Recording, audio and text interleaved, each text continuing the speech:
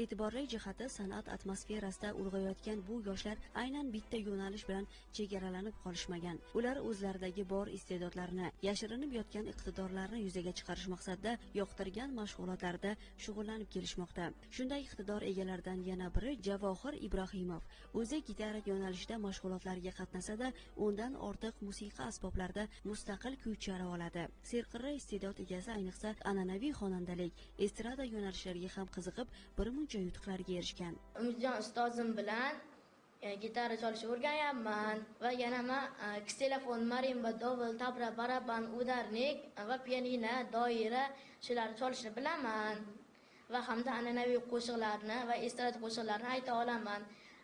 2020-yil Rossiya davlatida bo'lgan konkursda an'anaviy xonandalikda Inozaning qo'shig'ini aytib, birinchi o'rinni qo'lga kiritdim. Kelajakda rejalarim taniqli san'atkor bo'lmoqchiman. Haqiqatan ham bugunning yoshlarda estrada yo'nalishiga bo'lgan qiziqish katta. Keling, Javohirning ayni yo'nalishdagi san'atiga birgalikda baho beramiz. Turibman qaddim kelib, urubda qoyasida, yuribman davrim surib, dadamni soyasida. Ravon umr yo'llarim, gulzorimni sollarim, ko'kka yetar qo'llarim, dadamni soyasida.